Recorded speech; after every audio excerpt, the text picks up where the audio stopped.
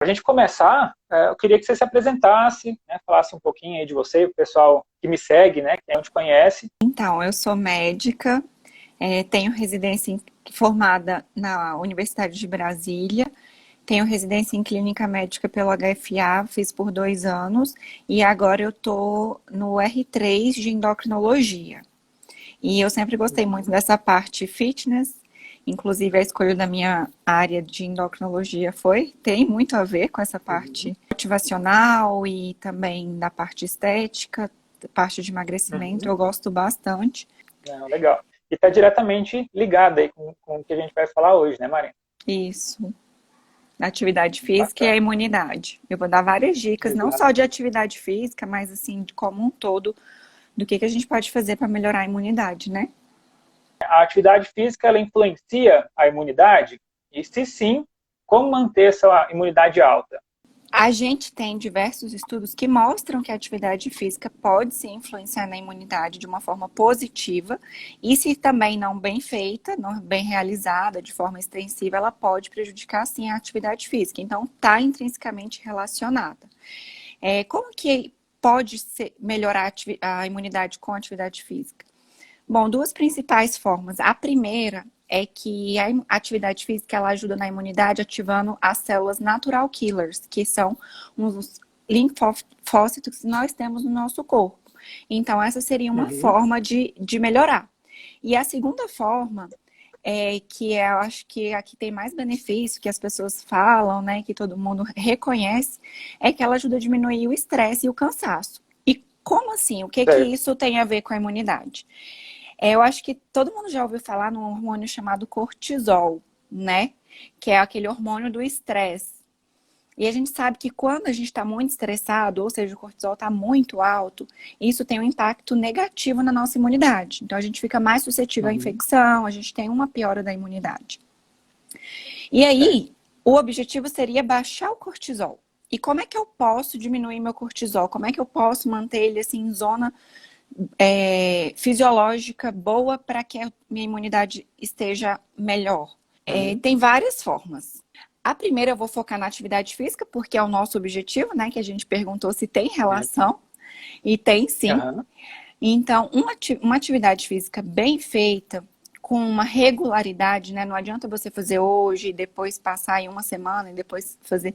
Então, com uma certa regularidade, a gente sabe que Uhum. interfere na melhora do sono, interfere no estímulo de produção de hormônios, interfere em uma série de sistemas neurológico, imunológico, endocrinológico no nosso organismo. Então, Uhum. a atividade física de forma constante, ela melhora sim a imunidade e baixa o cortisol. Por quê? Porque ela libera Uhum. hormônios do prazer. Então, essa é uma das formas que a gente pode melhorar a imunidade. O Marcos daqui a pouco vai falar como que deve ser feita essa atividade física, então eu não Sim. vou aprofundar muito nisso agora. Eu vou falar só que deve ser feita e que ela Aham. ajuda sim. E aí outras dicas de como melhorar a imunidade, principalmente nessa época de isolamento, porque a gente fica enclausurado, aumenta o estresse, diminui a imunidade. Então, o que eu posso fazer para que eu melhore, né, a imunidade? Então, vamos lá. Uhum. Alimentação. A alimentação é muito importante, tal qual a atividade física. Então, a gente sabe que existem alimentos, que uma alimentação balanceada é fundamental, né? Porque previne diversas Aham. doenças. E, além disso, os alimentos em si, eles estimulam a produção de neurotransmissores. Tem alimentos ricos em vitamina B12, por exemplo, que diminui a depressão, que diminui a ansiedade. Então, os alimentos ricos em vitamina A, B, C, D, E melhoram a imunidade. Então, a gente tem que apostar Uhum. numa alimentação bem balanceada também, além da atividade Sim. física. Uma Uhum. terceira dica, Existe, só pegando esse gancho, Marina, do que você disse agora sobre alimentação, existe até uma máxima de que cerca de 90% das doenças que existem hoje, né, elas seriam resolvidas somente pela alimentação balanceada, alimentação saudável, né? Isso já sim, resolveria grande parte da doença. sim, Hoje, devido a essa rotina, essa correria que a gente vive, a gente acaba consumindo muito produto industrializado, né, muito produto com conservantes, né, e vários outros componentes aí químicos que fazem muito mal para a gente, né? Altera a nossa flora intestinal, que a gente sabe que hoje o intestino é como se fosse um cérebro. A gente viu que é um sistema endocrinológico muito importante, o intestino, que ele produz diversos hormônios importantíssimos para a regulação hormonal e que geram e estimulam doenças, sim. Então, isso que você falou é muito importante. A alimentação, ela contribui de forma ou positiva ou negativa. Então, esses alimentos industrializados, eles alteram a flora e várias outras coisas, né? Aterosclerose, enfim.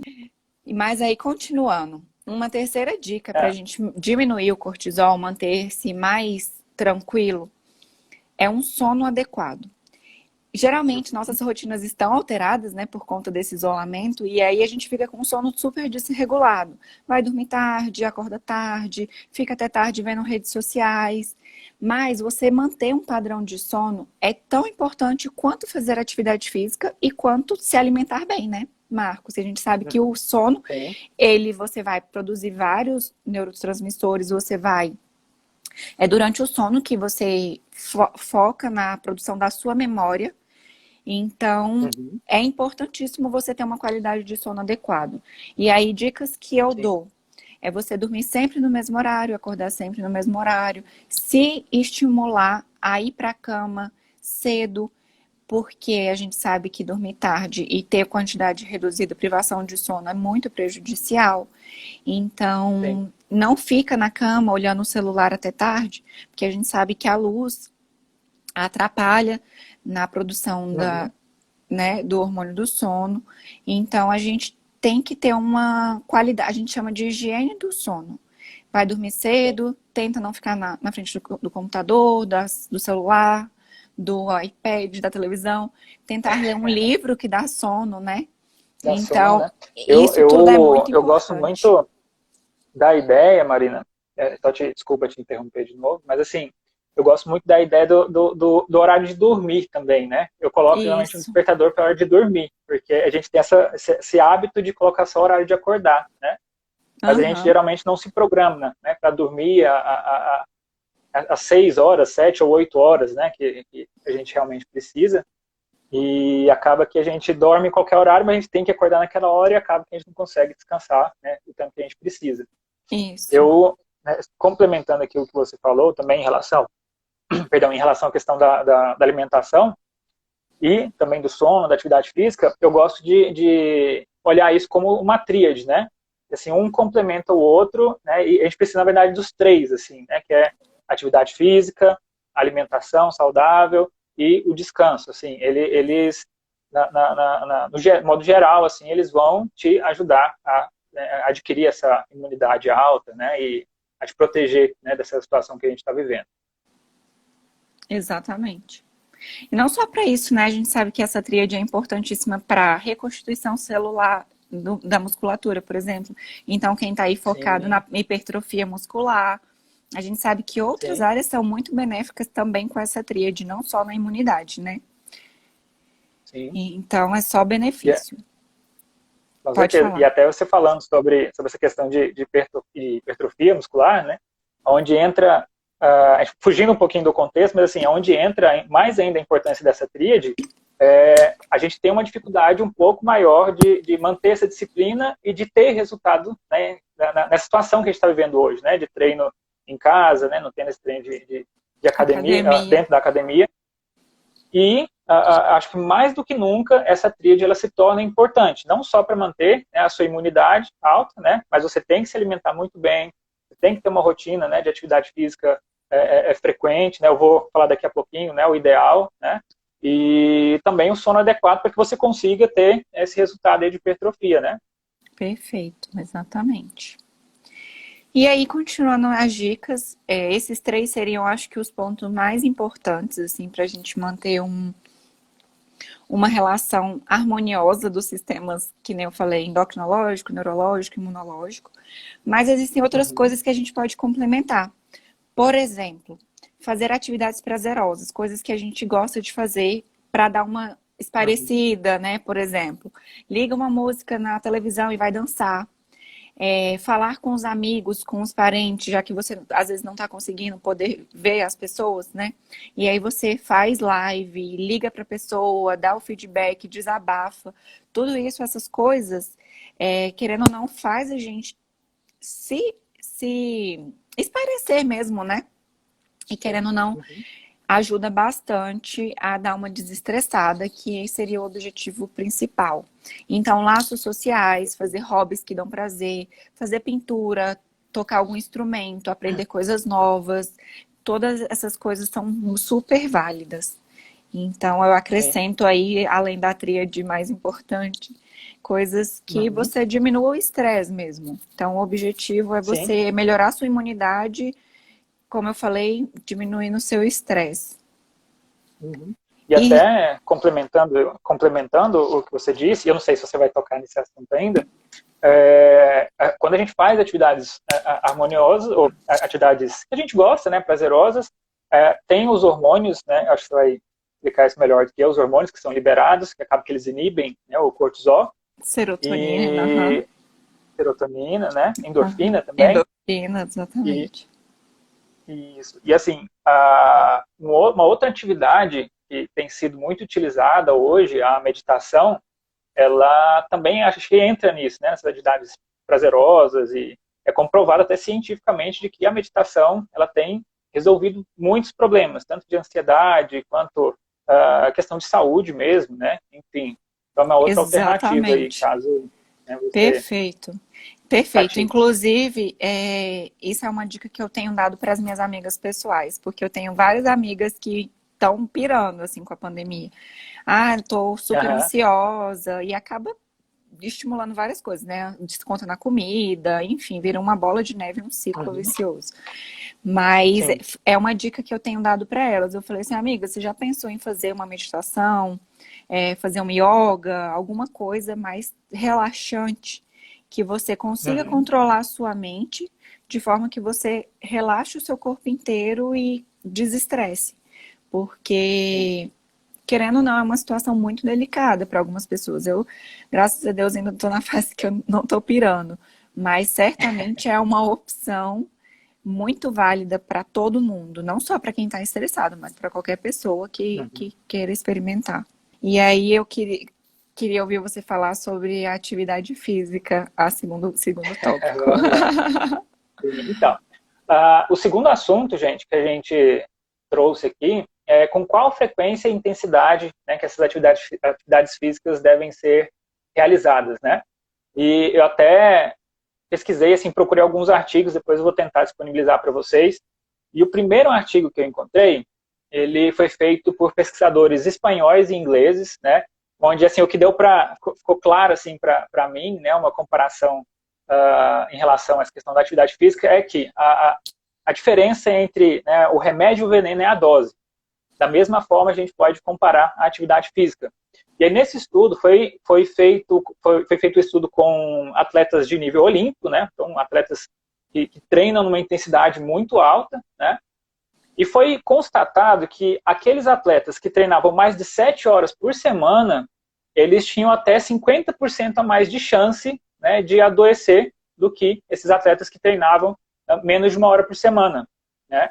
Então já dá para a gente ter um parâmetro de que quando você for realizar atividade física durante esse período, realize atividade física de menos de 1 hora, né, por dia, e com intensidade moderada. Tá? Então, já fica aí a primeira observação. Um outro artigo, foram mais de 2.000 atletas, ele mostrou que o tipo de atividade física também influencia, né, em relação a essa questão da imunidade. Então, assim, aqueles atletas que realizavam atividades aeróbicas, né, tipo maratona, triatlo, né, essas atividades físicas mais intensas, eles tinham também uma chance muito maior, né, mais da metade também adoeceram, né, um certo período depois ali de ter realizado a atividade física. Tá? Então, mais uma vez, a questão da intensidade, né, você não pode forçar muito ali seu organismo, porque você fica mais suscetível a adoecer. Tá? E um último estudo foi feito com ratos. Eles separaram 3 grupos de ratos. E aí o primeiro grupo, ele era um grupo sedentário, né? A taxa de mortalidade desse grupo foi de 14%, né? Na verdade, eles injetaram uma substância, né, nesses ratos, uma substância letal, né? E 14% desses ratos que eram sedentários, eles morreram, né? Apenas 9% dos ratos que realizavam atividade física de até 30 minutos, né, morreram, apenas 9%. E, por último, esses ratos que eles colocaram com a média de 2 horas e meia a 3 horas de atividade física, mais de 41% dos ratos morreram, né? Então, mais uma vez, a gente se coloca nessa situação onde a atividade física de alta intensidade, ela não é favorável para manter a imunidade alta, tá? Então, nesse momento, é claro que assim, por exemplo, aí às vezes alguém pensa de alguma forma, tipo assim, não, então eu nunca mais posso fazer atividade física de alta intensidade? Não quer dizer isso, né? Não tem nada a ver. A gente está falando que nesse cenário de pandemia, se você quer preservar, né, a sua imunidade, o ideal é que você realize atividade física moderada e com menos de 1 hora de duração. Perfeito. Por quê? Porque tem vários fatores. Nesse caso, a gente já tem vários estressantes. A gente já não está dormindo direito, a gente já tem alteração do sono, a gente tem alteração da alimentação, a gente tem alteração da nossa rotina, a gente já não está tendo atividade de prazer conforme a gente tinha, encontro com os amigos, com a família. Então, são vários fatores que contribuem para um estresse muito grande. Com isso, você já fica num estado de tensão muito grande. Se você intensifica muito sua atividade física, se você faz atividade física extenuante, que foi aquele primeiro ponto que eu falei, né? No caso de atividade física extenuante, você piora muito a sua situação. E aí é igual o Marco falou. A atividade física, nesse momento, ela deve ser moderada. E regular, né? Como eu citei no início. Por quê? Porque de forma moderada, a gente vai conseguir ativar o nosso sistema imunológico, ativando a nossa célula chamada natural killers, que atua no nosso sistema imune inato. E com isso a gente consegue melhorar a nossa imunidade atuando contra... o sistema imune inato é aquele que ataca primeiro, digamos assim. Então, entrou um vírus, uma bactéria, alguma coisa, é aquele que está prontamente pronto para atacar mesmo. Então, se você tem uma constância, uma regularidade numa atividade física moderada, que meio que vai balancear os outros estressores, né, do nosso isolamento, então você dá uma ativada no seu sistema imunológico para você diminuir esse prejuízo que o micro-organismo possa causar. Como a gente não está tendo essa possibilidade de se exercitar no ambiente de academia, né, o que nos resta, ou a gente ir para casa, mas acho que está todo mundo entediado de ficar em casa, né, e está querendo fugir para as ruas de alguma forma, né, acaba que as pessoas estão, a gente vê que a movimentação nos parques, né, nas ruas, assim, é muito grande.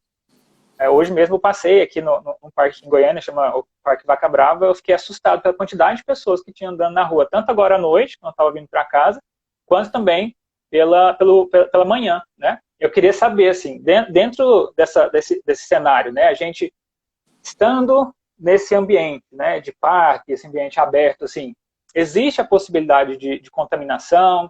Essa possibilidade de contaminação, ela seria, por exemplo, inferior à de um ambiente fechado, um ambiente de academia?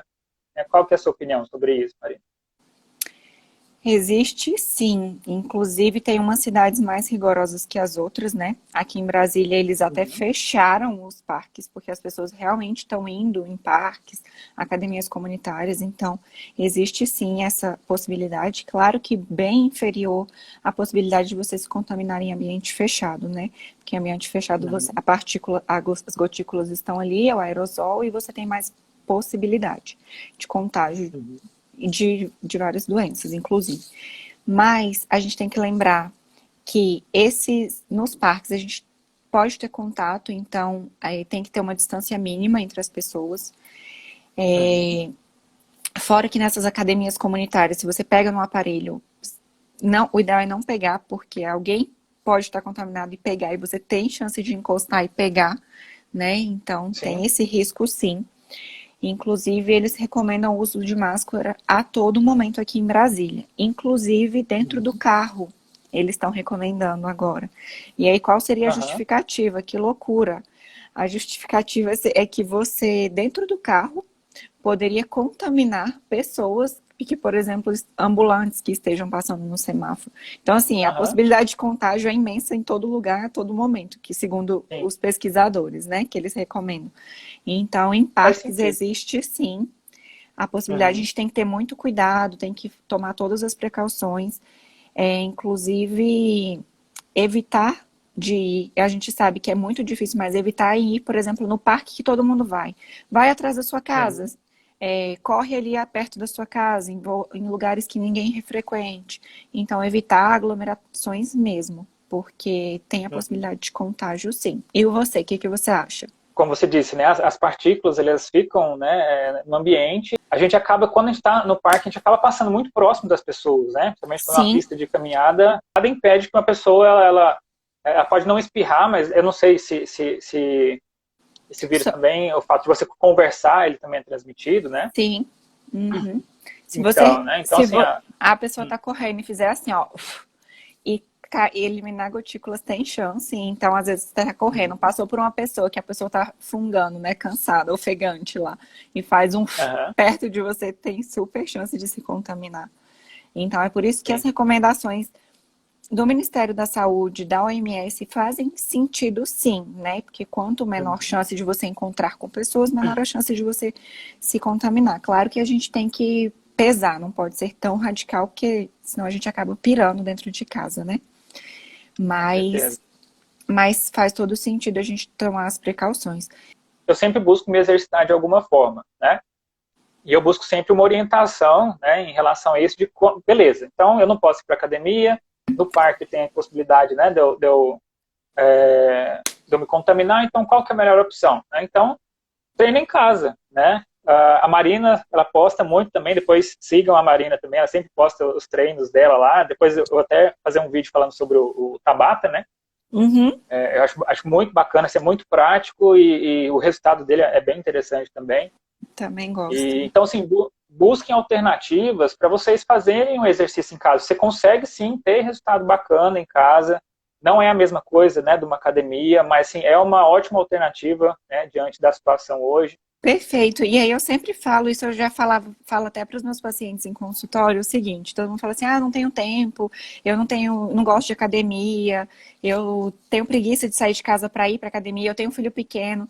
Aí eu falo, gente, não tem desculpa, não importa. Você pode subir e descer a escada do seu prédio, você pode subir, colocar um pé numa cadeira e ficar fazendo a fundo, você pode, tem tantas opções. Você pode colocar na televisão treinos e imitar, você pode dançar, e tem vários treinos funcionais na televisão, YouTube, enfim, você pode colocar a música do Tabata igual eu faço, e fazer um exercício funcional mesmo que você está acostumado a fazer. Então, assim, não existe desculpa para quem quer fazer atividade, para quem não quer, né? Eu sempre falo, qualquer coisa é melhor do que nada.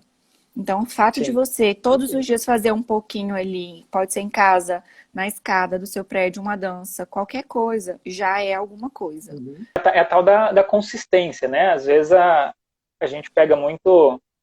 Quem é mais sedentário, né? Às vezes a gente pega no cenário assim, a pessoa faz exercício um dia, mas aí ela quer ter o resultado só naquele dia, né? Então fica ali 1 hora, 2 horas fazendo exercício. E aí depois fica 2, 3 dias, uma semana, um mês sem fazer de novo, depois volta de novo no domingo ou na segunda ali, tenta fazer mais um pouquinho. Aí faz intenso. Pra compensar né, que não fez, né?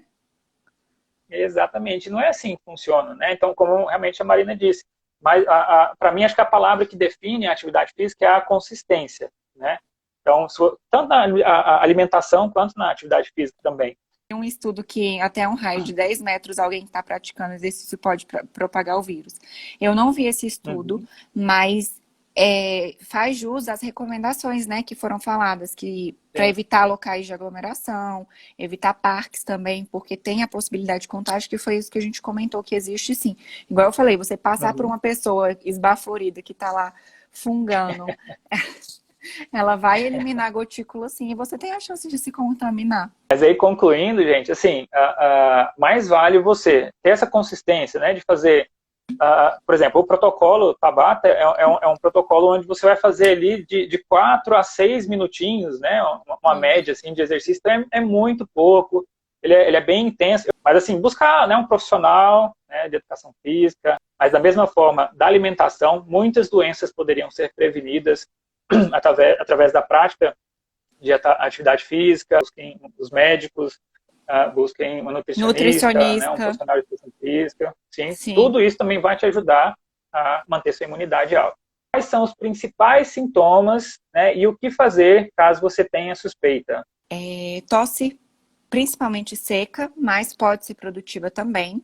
Febre, Uhum. febre alta, e geralmente persistente. Dor de garganta. Aí, esses são um dos principais, né? Aí tem outros, como coriza, cansaço, pode ter diarreia, vômitos, dor de barriga. E aí tem outros sintomas que estão descobrindo aí recentemente, que os pesquisadores, cada dia, eles colocam sintomas novos, né, em estudos. Uhum. Um dos últimos é a anosmia, que é a dificuldade de sentir cheiros. Além disso, tem um novo sintoma chamado dedos de Covid, que são alterações na pele. E tem isquemia mesentérica, então a pessoa cursa com uma dor de barriga, que a gente às vezes acha que é apendicite ou alguma outra, que não, a pessoa não tem nenhum sintoma respiratório, mas pode ter dor de barriga, ter sintomas gastrointestinais, e aí faz o exame e dá positivo. Então, hoje em dia, sim, a gente tem que pensar que tudo pode ser Covid, mas focar nos principais sintomas, né? Aqueles respiratórios. Tosse, febre e esses sintomas mais altos. Coriza, dor de garganta. Mas o que você vai fazer caso você apresente esses sintomas? Lembrar que dispneia é um dos sintomas, mas é um sintoma raro. É um sintoma de gravidade. É mais comum em pessoas que estejam na forma grave da doença, né?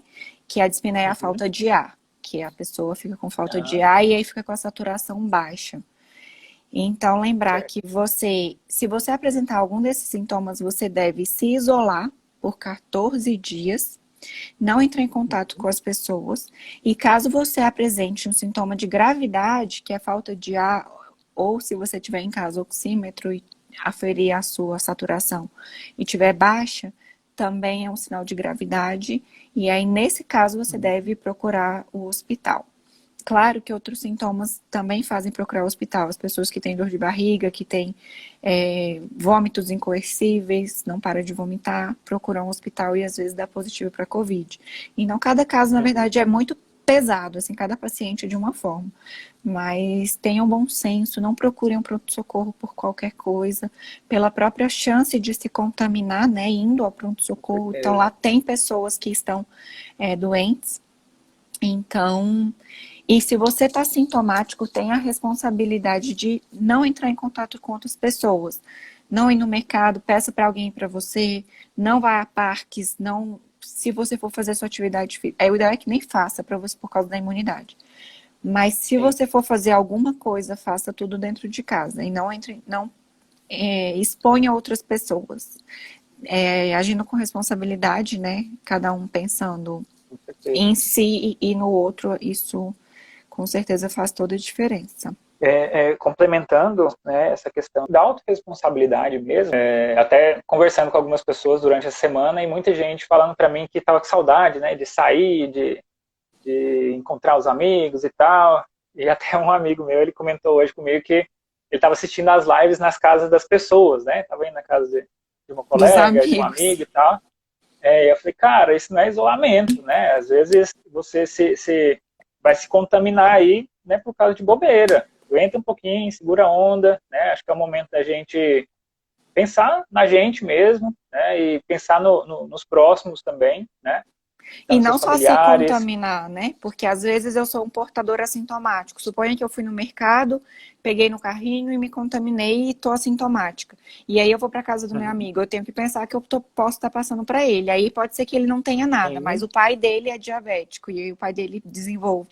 Então a gente tem que pensar na gente e que a gente pode estar expondo também outras pessoas, né? Então agir com bastante responsabilidade. O Endes falou aí, falta de paladar também. A falta de paladar também, por consequência da anosmia. Você não sente cheiro consequentemente você não sente gosto. Eu acredito que seja isso. É só para fazer um resuminho aqui, principalmente esse primeiro ponto, que eu acho que é o mais importante, né, que é o que nos trouxe aqui hoje, para que você consiga, segundo as dicas da Marina, para você manter a sua imunidade alta. Então, assim, pratique atividade física de forma moderada, menos de 1 hora por dia, né? Não tente fazer atividade física de alta intensidade, tá? Alimentação balanceada, então, coma alimentos saudáveis, fuja um pouquinho, né, não é que você não possa comer, tipo, fast food, né, comer um chocolate, uma besteirinha e tal, mas evita, tenta comer sempre produtos mais naturais mesmo. Quanto menos industrializado, melhor o produto, melhor para a sua saúde, tá? Sono adequado, então, descansa, marca um horário para você dormir, um horário para você acordar, tenta dormir 8 horas por dia, né, acho que é o indicado, né, Marina? Isso aí varia de pessoa para pessoa. Tem gente que tem mais. Eu, por exemplo, tenho uma necessidade de 12 horas. Mas eu fujo da curva. Mas sim, o ideal, no mínimo 8 horas, para a gente estabelecer todas as fases do sono. A gente tem 4 fases e a gente precisa atingir todas as fases para que a gente produza neurotransmissores, né? E Sim. fixe a nossa memória. Então, o ideal é que pelo menos 8 horas. E, por último, realizem atividades prazerosas. Então, ligue para os seus amigos, façam, né, meditação, enfim, né, busquem outras alternativas para você sentir prazer, né, para diminuir, né, o cortisol, né, e, consequentemente, vai te ajudar a ter uma imunidade aí mais alta. Isso, perfeito. Devo continuar me suplementando? Ou não. Melhor não. Ou não. Essa parte da suplementação, eu acho, eu sempre falo assim, ó, a suplementação, ela faz parte do cálculo da dieta. Como assim? Por que que eu consumo suplemento? Porque eu não consigo ingerir a quantidade de proteínas que eu deveria ingerir para um certo objetivo, seja para emagrecer, seja para ganho de massa magra. Então, eu coloco um suplemento no cálculo da minha dieta para que eu alcance aquele X de proteínas que eu devo consumir nas minhas 24 horas. Nesse momento, se você vai ver qual é o seu objetivo, é emagrecer, ganho de massa magra fica bem prejudicado, né? Porque a gente está sem academia, então tem que pesar muito. Então, é emagrecer. Às vezes, para emagrecer, a gente suplementa assim com proteína, com whey protein, enfim, BCA. Então, isso vai variar da composição nutricional da sua dieta nesse momento, do objetivo que você está querendo alcançar nesse momento. Então, é igual aquilo que o Marco falou, eu recomendo procurar um nutricionista, fazer o cálculo adequado, procurar o treinador para adaptar o treino possível nesse momento, e aí você casa a dieta com a atividade física, que é o que eu sempre recomendo para os meus pacientes. A gente tem vários outros suplementos, como, né, a glutamina, creatina, né? Tem gente que fala que a glutamina, por exemplo, ela ajuda na imunidade, né? Eu já vi alguns estudos que não, né? Esse não é o objetivo dela, mas assim, não vou entrar em questão, né, em relação a isso. Mas assim, eu, pela minha experiência, tá? Não estou falando como um médico e também não estou falando como um nutricionista, tá? Como a Marina disse, de acordo com o seu objetivo, né, com o que você está buscando. É claro que, assim, eu vejo que as pessoas usam a suplementação de uma forma, assim, muito indiscriminada, né? Indiscriminada. Tipo assim, eu vi que o fulano está usando tal coisa, eu vou comprar e vou usar. E não sabe nem para que serve, mas ele quer usar porque acha legal. Então, assim, a Marina disse de uma forma bem clara, a suplementação, ela serve para suplementar, né, para complementar a sua alimentação, ou para complementar, por exemplo, no caso de um multivitamínico, né, complementar alguns nutrientes que estão faltando no seu organismo. Então, assim, eu acho que a gente tem que mudar um pouco, né, esse conceito, né, de utilizar suplemento, né, de qualquer forma. Então, assim, antes de você pensar em suplementação, procura um profissional, né, um nutrólogo, né, um nutricionista, e aí ele vai te orientar, assim, depois de fazer uma bateria de exames, ele vai te, né, orientar, assim, qual que é a melhor alternativa para você, até porque, assim, você vai economizar dinheiro, procura sempre uma ajuda profissional, tá? é importante também saber que, assim, o que é bom para um nem sempre é bom para o outro, né? A dieta que um faz não é a mesma dieta que é para mim, entendeu? Exato. Então, acho que, respondendo essa pergunta, eu, né, como o meu ponto de vista seria, procure uma orientação profissional que ele Profissional. vai te indicar, né? Se você deve ou não suplementar. Exato. Perfeito. Inclusive, até o meu whey da Italac ou da Piracanjuba, depende do mês que eu estou usando, ele é calculado na minha dieta. Então, tudo que eu Olha aí. consumo, ele é inserido na alimentação, no meu plano alimentar. Então, eu não tomo nada porque, isso aqui é um proteico, vou tomar. É proteína, vou tomar. Então, não é bagunçado assim, tudo é muito calculado, tudo é bem milimetricamente calculado, realmente. Muito Maravilha. obrigada pela presença de vocês, pelas contribuições, pelos comentários. Obrigada mesmo por terem continuado aqui até agora. Um super beijo, ótimo Obrigadão. final de semana. Se cuidem, façam atividade física, durmam bem, sigam as recomendações e eu desejo que tudo passe e tudo de melhor para todo mundo.